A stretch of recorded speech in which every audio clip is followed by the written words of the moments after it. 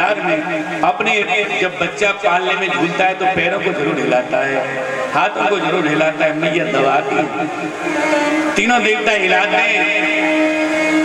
अब तो बरसें बीत गई,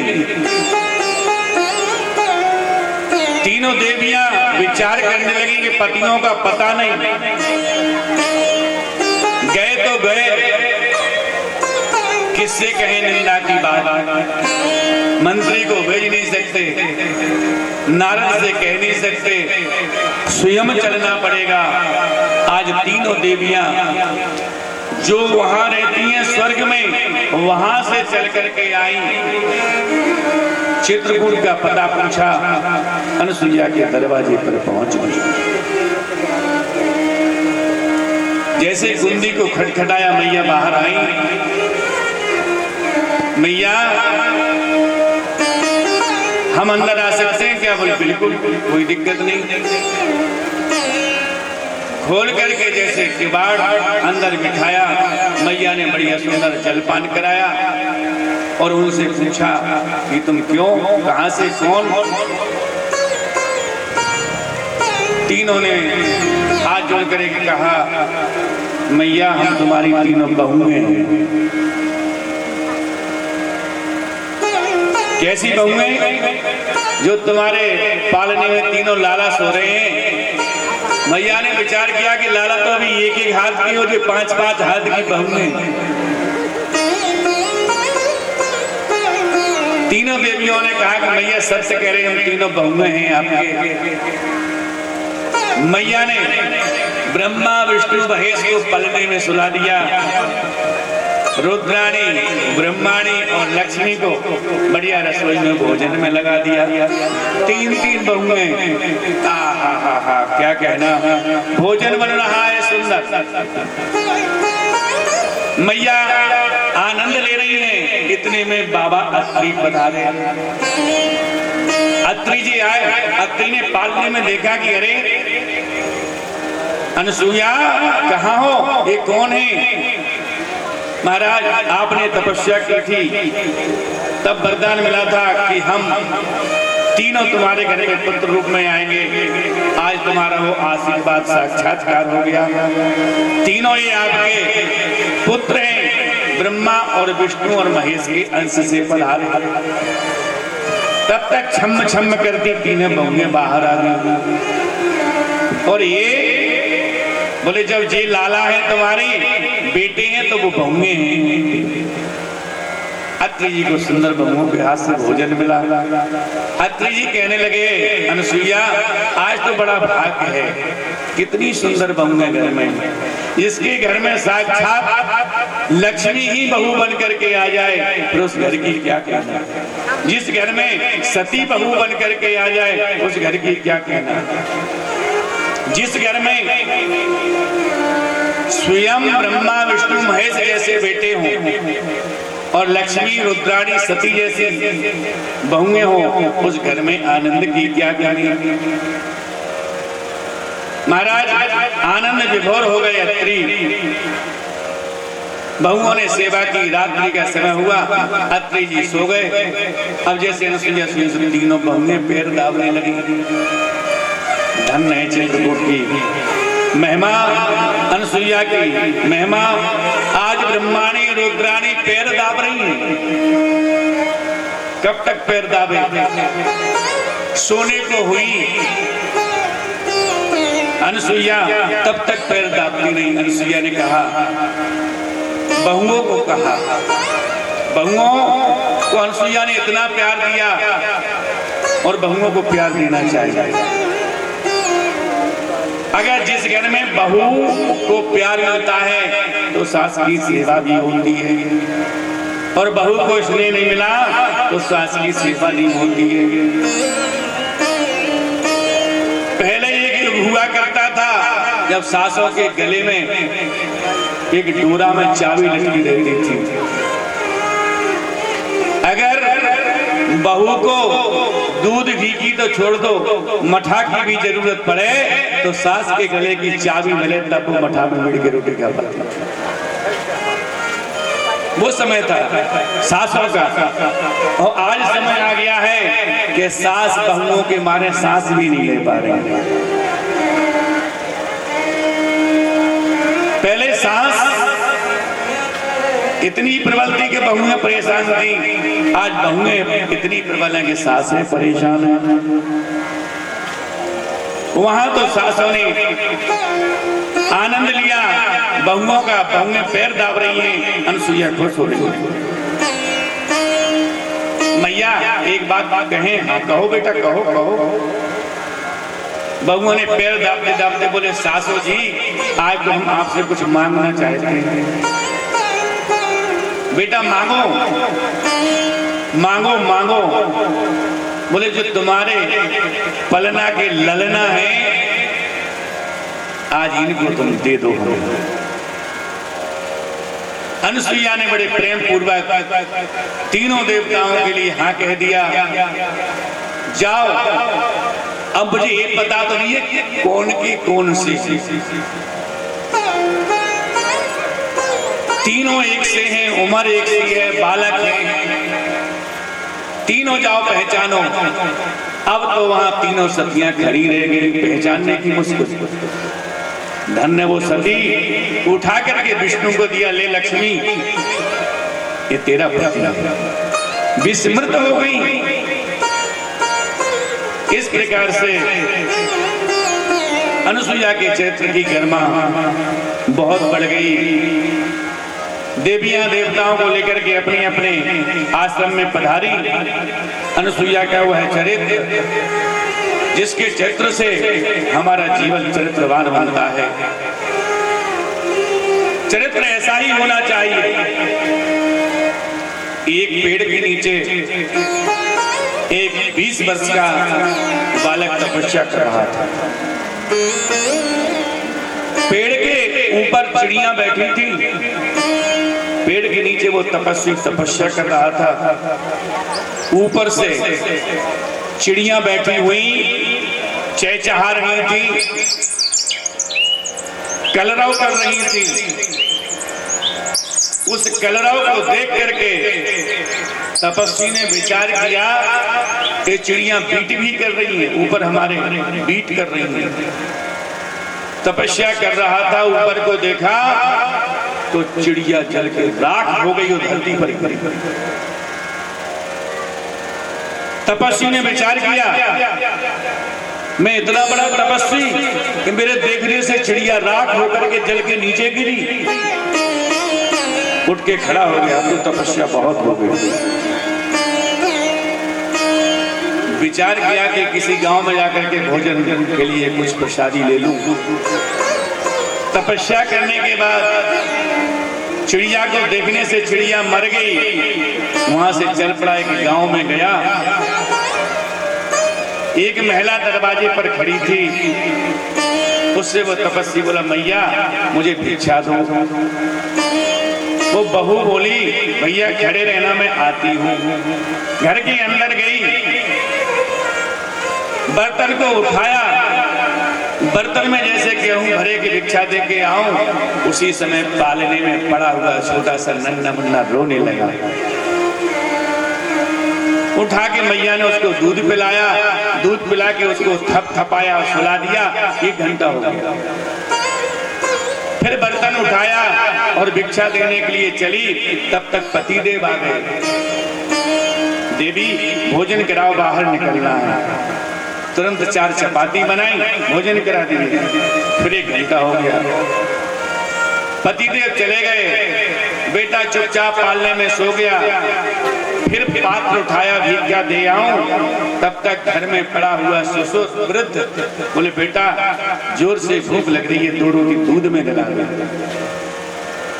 2 रोटी गला के दूध में ससुर को भी खिलाई, 4 रोटी पति को भी खिलाई और उस बालक को दूध भी पिलाया। 3 घंटे बाद भिक्षा लेके बाहर निकली। तपस्वी भी नहीं हिला। वो महिला जैसे पात्र लेके हाथ में निकली, तपस्वी तमतमा पड़ा। जानती नहीं हो मेरे क्रोध को? मैं तपस्वी हूं, 3 घंटे का खड़ा हूं।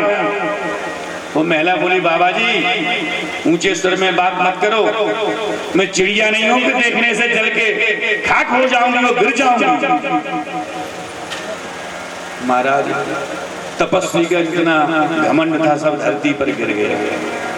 इसे ये कैसे पता कि मेरे देखने से चिड़िया जल करके मर गई। हाथ जोड़े, देवी तुमने बहुत उचित सलाह दी मुझे। तपस्वी मैं तुम्हारी भिक्षा लेके चली, मेरा पालने में पड़ा हुआ बेटा दूध के लिए रोने लगा, तो पहला धर्म है महिला का कि बच्चे की सेवा करना। भक्ति क्या है? साधुओं को भोजन कराने से पहले घर में पड़ा हुआ बालक भी भूखा है। संत को तो भोजन दूसरे दरवाजे पर मिल जाएंगे, लेकिन बेटा की तो अकेली माँ होती है। उसको भोजन कराया, फिर मैं चली। पति भी भूखा था, पति को भोजन देने का मेरा अधिकार है। पति मेरा भूखा रहे और मैं दान और पुण्य करती रहूं, उस दान और पुण्य करने से कुछ प्राप्त नहीं होता। जैसे मैं बाहर चली, मेरा बूढ़ा दशरथ की तरह पिता ससुर दोनों जिसपे समाहित हो, उसको भूख लगी, 2 रोटी उसको भी दी। जब मैं पूरे परिवार के लोगों को भोजन करा के फिर भिक्षा लाई, तुम क्या कहते हो कि मैं चिड़िया हूं, तुम्हारे देखने से जल जाऊंगी? होश उड़ गए उस तपस्वी के। देवी ये बताओ, तुम्हें ये पता कैसे चला कि मेरे देखने से चिड़िया जल के मर गई? उस महिला ने कहा कि काशी में एक सदन कसाई रहता है, वो इस बात का उत्तर देगा। काशी में सदन कसाई रहता है, वो इस बात का उत्तर देगा। वो तपस्वी जाकर के काशी में पहुंचा, काशी वालों से पूछा यहाँ सदन संत रहता है? काशी के बाहर बरगद के पेड़ के ऊपर जानवरों के मांस को लटकाए हुए धंधा कर रहा था सदन कसाई। तपस्वी जाकर के खड़ा हो गया। ध्यान देना, धंधा मांस बेचने का था, लेकिन ईमानदारी इतनी थी कि 1 बटैया तराजू पर रखी थी।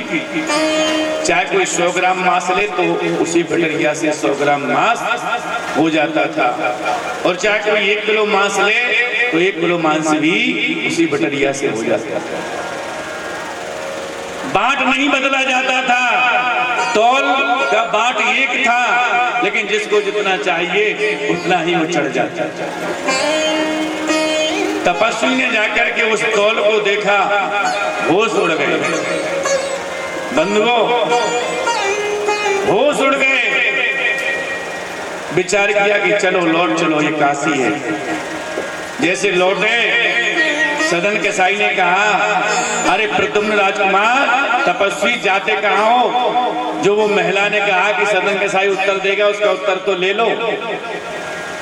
महाराज, अब तो और बचा खुचा जो था वो भी धरती पर अवमान गिर गया। सदन कसाई ने बताया कि जीवन में हमें जो कर्तव्य निभाने को मिल जाए, चाहे वो काम धर्म का हो, धर्म से मांस तक का हो, अगर कार्य में ईमानदारी है और अगर कार्य में सत्यता है तो उसमें भी मुक्ति होगी। काम कुछ भी हो, सत्य हमें होना चाहिए। हमारे पति में हमें प्रेम होना चाहिए, हमारे पुत्र में हमें प्रेम होना चाहिए, हमारे ससुर में हमें प्रेम होना चाहिए। बस संसार का सुख प्रेम में है। अगर प्रेम नहीं है तो कुछ नहीं है। परमात्मा से प्रेम नहीं है तो कुछ नहीं है। नशा हर प्रकार का होता है, लेकिन भक्ति का नशा जिसको लग जाए, पी लो प्याला प्रेम का और कर लो अखियां लाल। पी लो प्याला प्रेम का, कर लो अखियां लाल, और भजन करो गोविंद का तो झक मारेगा काल। हमारा ये शरीर है, जितना मिला है, हम अपने जीवन में भगवान का भजन कर ले, वैसे ही कल्याण है। सुखदेव जी कहते हैं कि हे राजन परीक्षित, मैंने सुना है भवे शीलवतां श्रेष्ठो दक्षो दुहित वत्सला विद्मेष मकरोत् कस्मा नृत्यात्मजां सती।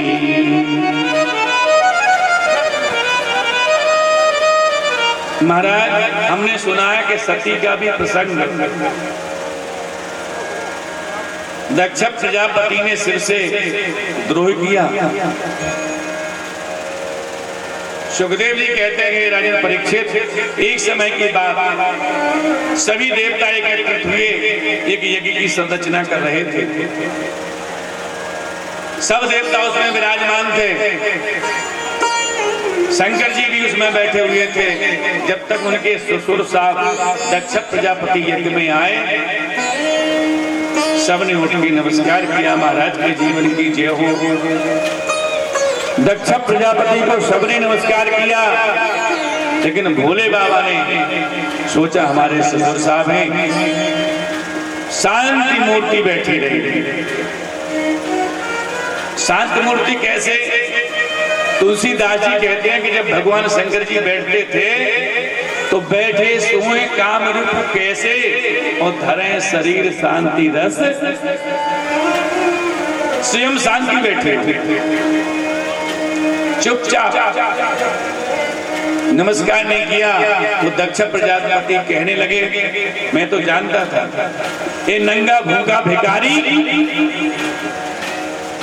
क्या मेरी सती बेटी के लायक था, लेकिन ब्रह्मा के कहने पर मैंने अपनी सती के विवाह इस बूढ़े बैरागी को कर दिया। संसार की मर्यादा नहीं जानता है, उठ करके नमस्कार तक नहीं किया। बंधुओं, बहुत दुर्वचन कहने लगे। उन दुर्वचनों को सुन करके जो शंकर के अनुयायी थे, और दक्ष के अनुयायी ने बहुत बातें की। शंकर भगवान के गणों ने कहा, हे दक्ष प्रजापति, तुम जिस मुख से भगवान को इस प्रकार का उल्टा सीधा बोल रहे हो, ये सिर, ये मुख तुम्हारे इस शरीर पर नहीं रहेगा।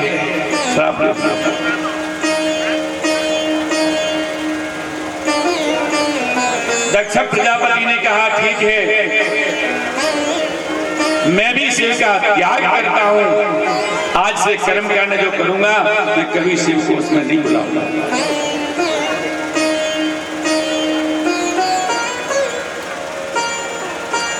महाराज परस्पर एक दूसरे ने श्राप दिया।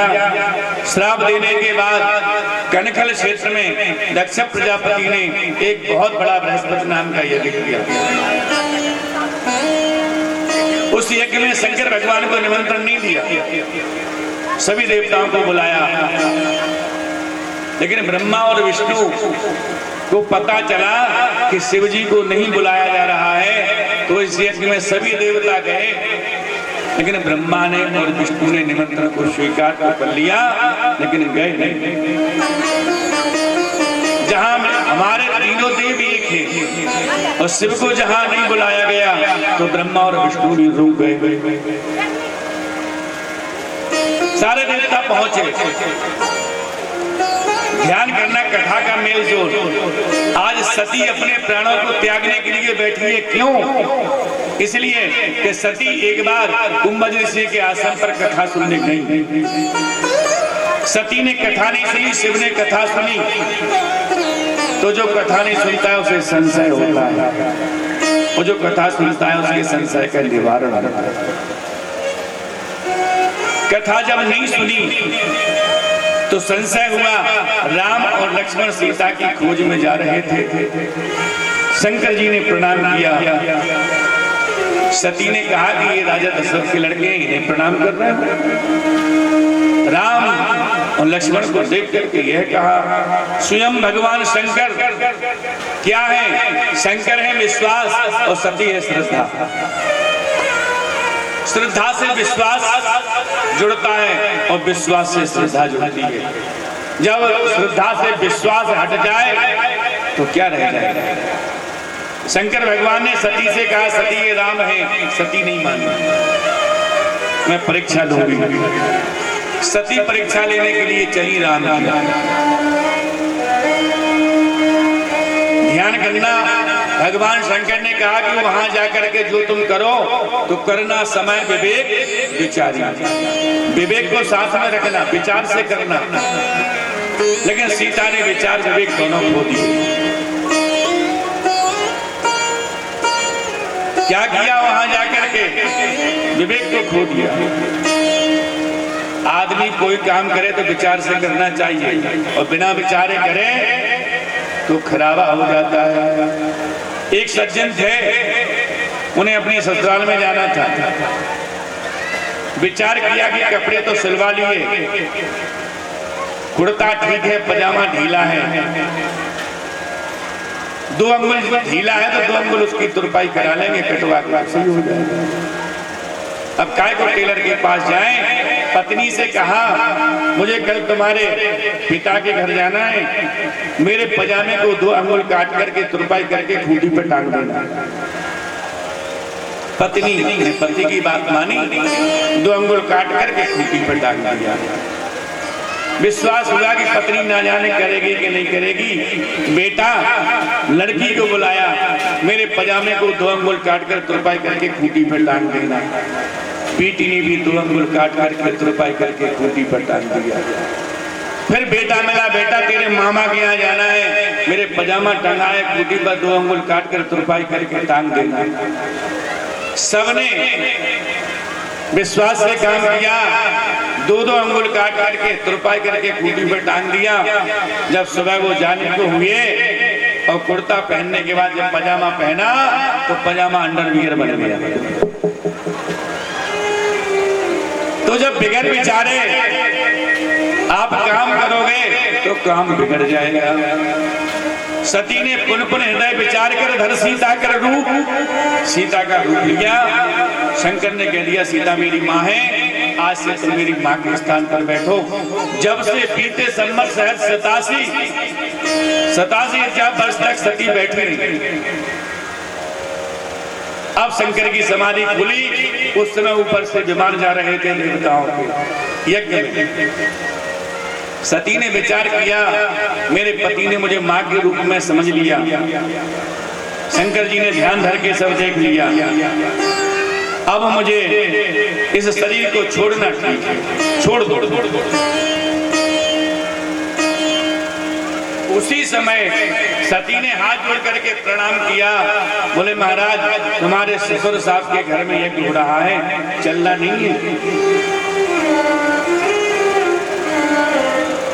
जब प्रणाम किया और कह दिया तो भगवान कहने लगे, बोले अनाहुता